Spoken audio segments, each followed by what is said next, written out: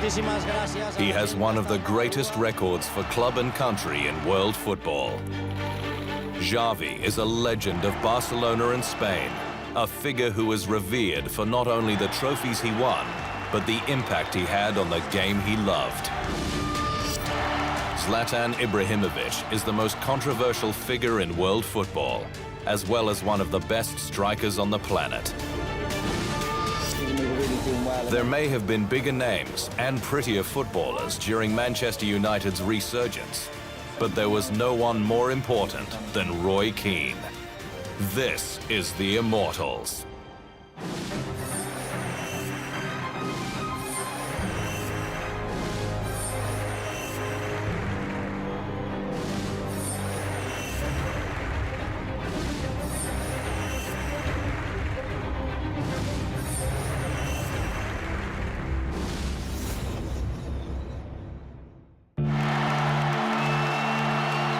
Barcelona and Spain are two of the most successful teams in recent history, and the common thread in both, a genius named Xavi.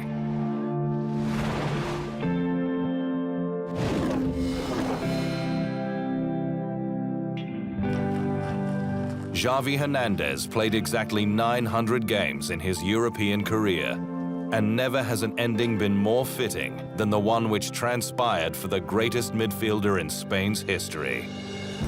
In his final 3 games at Barcelona, Xavi won 3 trophies: the La Liga title, the Copa del Rey, and Champions League. The build-up to his final farewell was an emotional one for the club and the man himself, who started at Camp Nou when he was just 11 years of age. Thank you, Barca, and everybody who made this present Barca a reality. I will never be thankful enough to this club. And before I leave, I hope I will be able to lift another trophy next Saturday. I hope this is not a goodbye, but to see you later.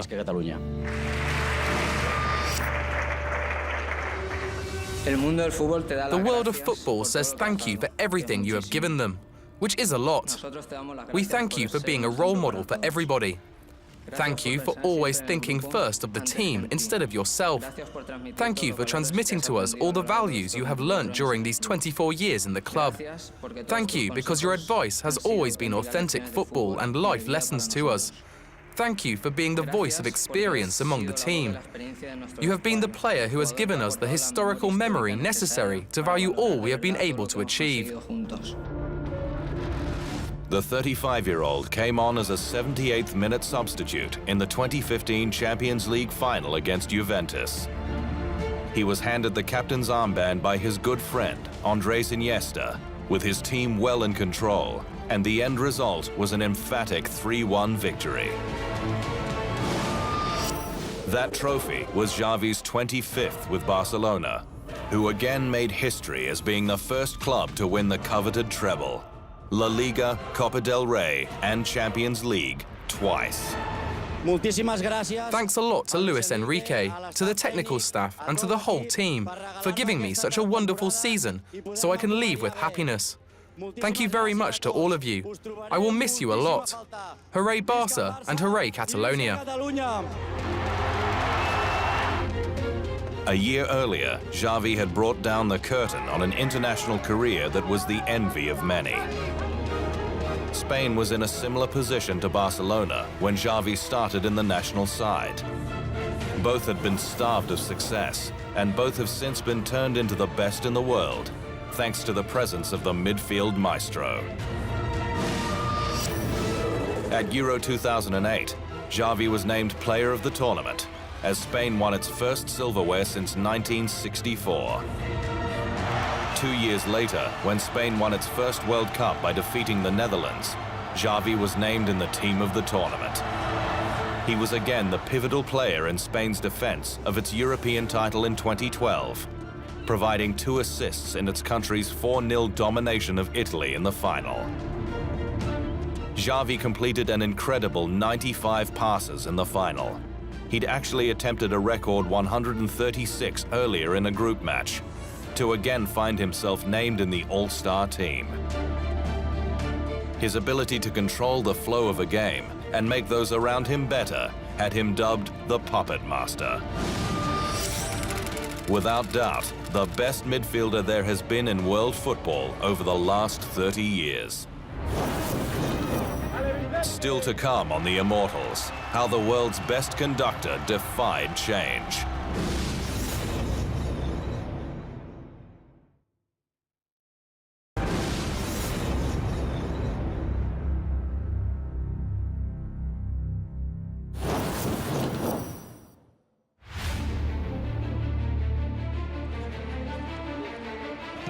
Xavi learned the Barcelona way through the club's youth academy, and as a player, he became the emblem of it.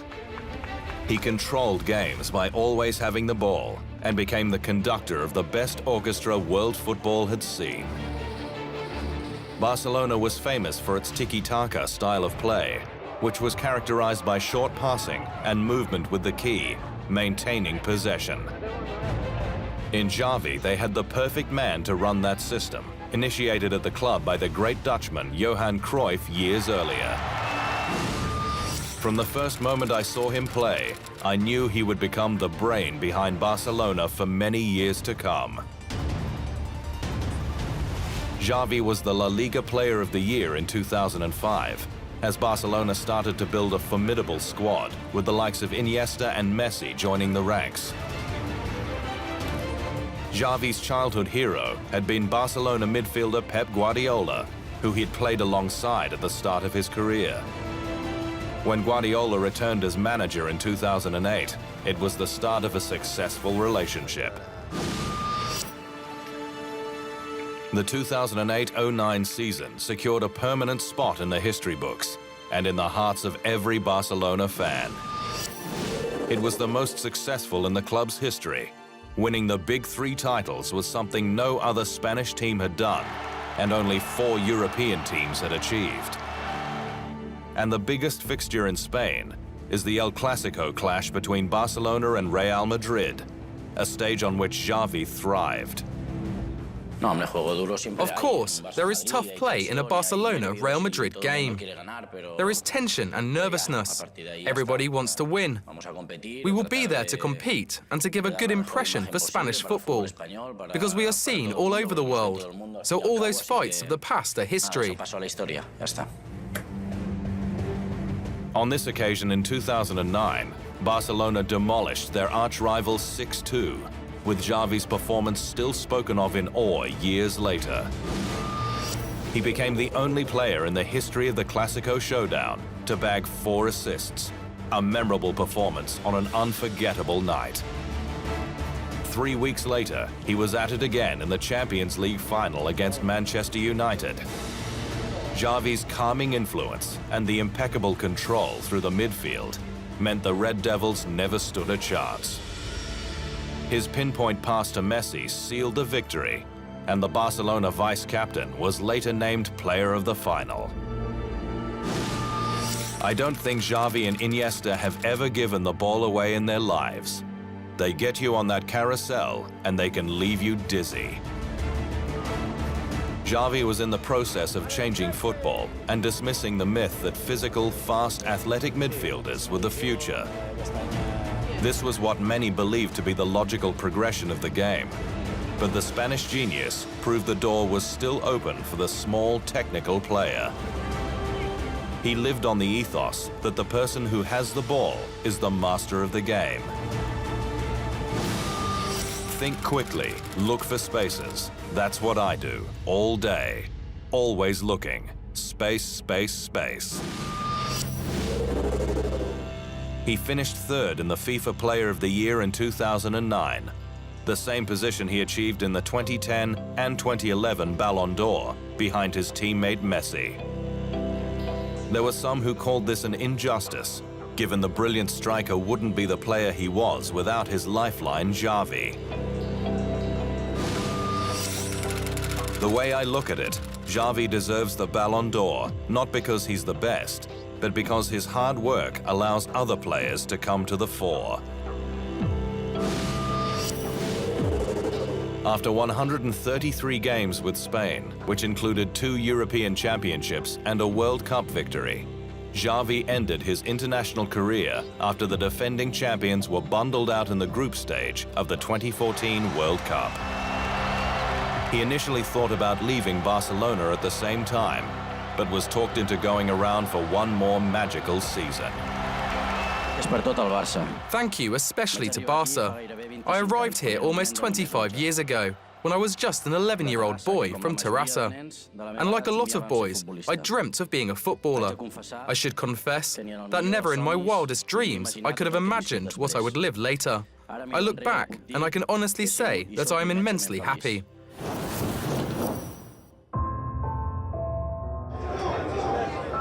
With his Barca playing days over, Xavi went into semi-retirement, moving to Qatar, where he joined local side Al Sadd for as much as 10 million euros annually. He also became an ambassador for the 2022 World Cup, which will be held in the oil and gas-rich Arab nation. Despite the controversy surrounding the awarding of the tournament to Qatar amid bribery allegations, Xavi is adamant the tiny nation will produce an extraordinary event that will now be held in the winter months of November and December to alleviate the stifling heat of summer. I have trained here in high temperatures in August, but it's different in December. And those will be the ideal temperatures for footballers. I think it will be an extraordinary World Cup, because there aren't large distances to travel. The footballers can stay in just one hotel for the whole World Cup. So I think it will be extraordinary. Up next on the Immortals, the enigma that is Zlatan Ibrahimović.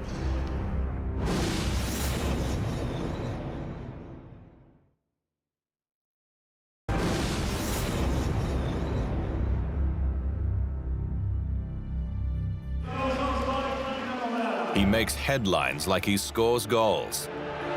There is no one like Zlatan Ibrahimović, and in all likelihood, there never will be again.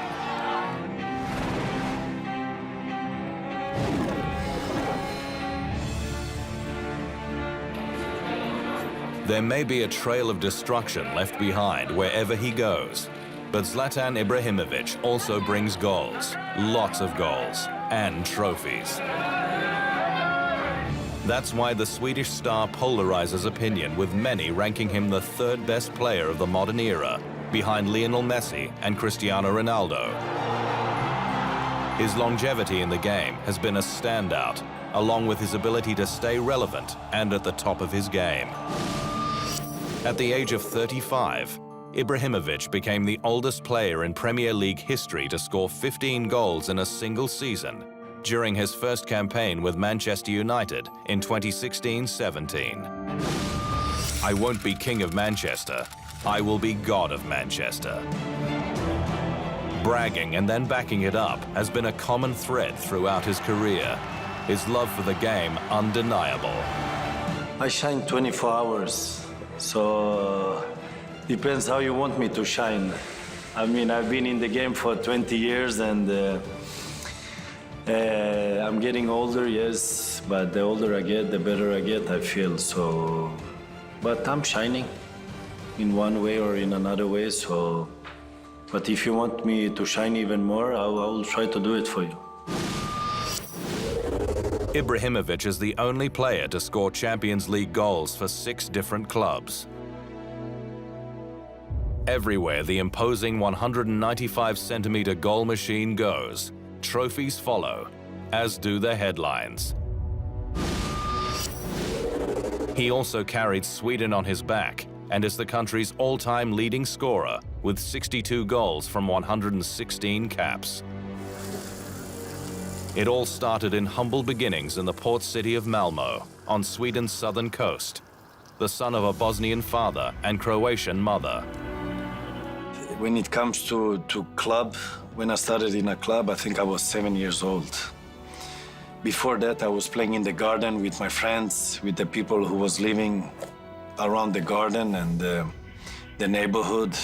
I mean, the football was the main thing that we did there. Of course, I did a lot of things outside the football. I did martial arts, which is no secret.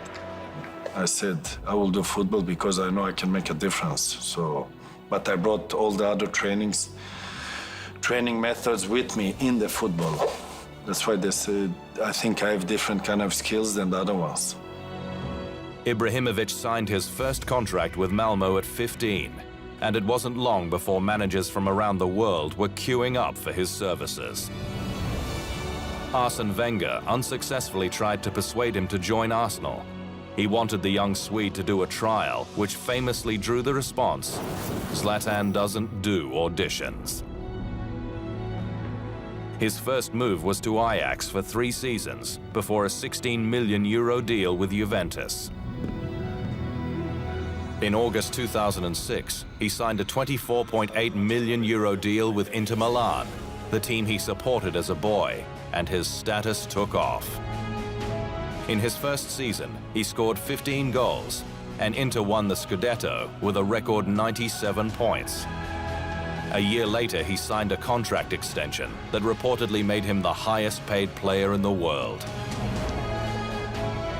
In 2009, he moved to Barcelona to play with Messi, winning more titles, with Ibrahimović describing it as football from another planet. A falling out with manager Pep Guardiola soured his time at Camp Nou, with Ibrahimović declaring, "You bought a Ferrari, but you drive it like a Fiat." A brief spell with Milan followed, before in 2012 he joined French giant Paris Saint-Germain on an annual salary in excess of €14 million, which made him the world's second highest player behind Cameroon's Samuel Eto'o. And the star Swedish striker quickly went to work, re-establishing PSG as a force in Ligue 1. It was in the opening Champions League clash against Dynamo Kiev, when he scored his 6th goal from 5 matches, that he became the first player to score a Champions League goal for 6 different clubs. It was while on international duties with Sweden in November that year, at the opening of Friends Arena in Stockholm, that Ibrahimović stunned the world and England. He'd already scored a hat-trick, which had Sweden ahead 3-2, but deep in injury time, he produced a goal for the ages.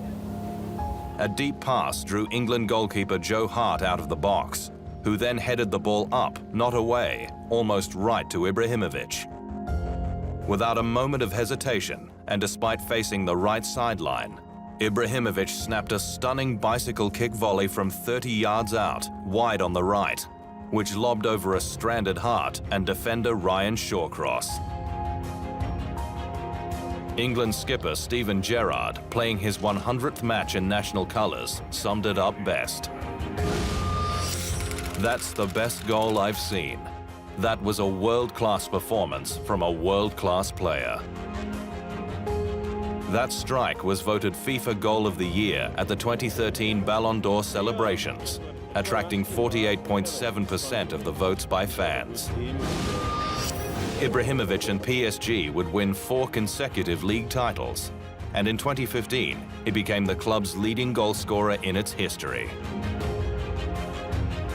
His 15-year international career finished on a disappointing note at Euro 2016.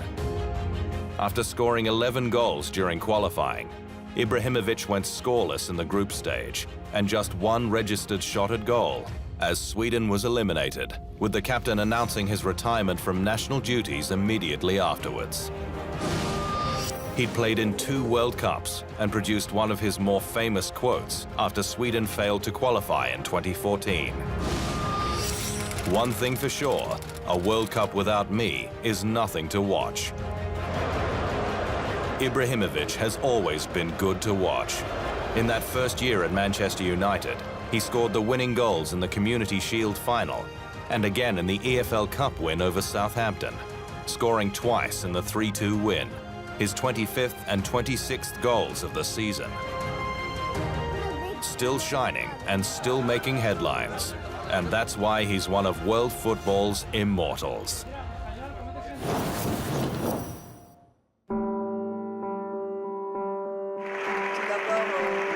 While he regularly ran foul of referees, opponents, and even teammates, there was another side to Ibrahimović, which he showed after scoring in a match for PSG in 2015. Ibrahimović took off his shirt to reveal 50 names temporarily tattooed on his body in a show of support for the United Nations World Food Programme. And for many, the great Muhammad Ali was an idol and inspiration. And the late boxing champ's indelible mark on the world was not lost on Ibrahimović. Following Ali's death at 74 in June 2016, Ibra reflected on the man who changed so many lives. My big idol passed a couple of days ago. It was Muhammad Ali. For me, he was a big inspiration. He was my idol. This was one of my dreams to meet him, but it will not happen. When we return, the Irishman who was the heart and soul during Manchester United's most successful era.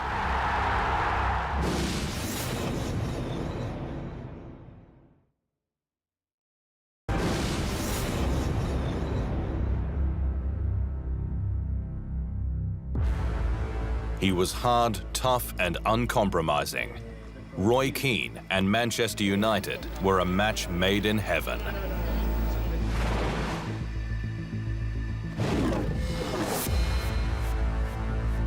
He was the mad Irishman at the helm of the biggest club in the land, driving them to trophy after trophy. Roy Keane wasn't everyone's cup of tea, but not even his harshest critics can argue he wasn't one of the most influential figures in the history of the Premier League. During his 12 seasons at Manchester United, the midfield general brought 17 trophies to Old Trafford. He was a crowd favourite from day one, after manager Sir Alex Ferguson stole him from under the noses of Blackburn. Keane started his career in Ireland with the Cobb Ramblers, before moving to Nottingham Forest, where he caught the eye of a number of Premier League heavyweights. Keane scored a double at his Man U home debut against Sheffield United in 1993, and then the winner in the Manchester Derby 3 months later. Manchester United retained their Premier League title in his first season and also claimed the FA Cup. The trophies continued to flow, with Keane named captain in 1997, although a knee injury curbed his momentum and United's.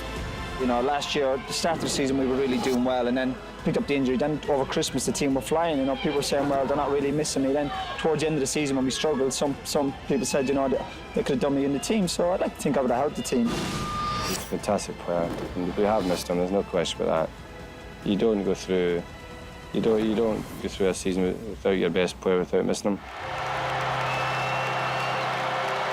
Ferguson was head of the Keane cheer squad and described his performance in the 1999 Champions League semi-final against Juventus as one of the best he'd ever seen. United found themselves 2-0 down before their inspirational captain dragged them back from the brink for a memorable 3-2 victory. Competing as if he would rather die of exhaustion than lose, he inspired all around him.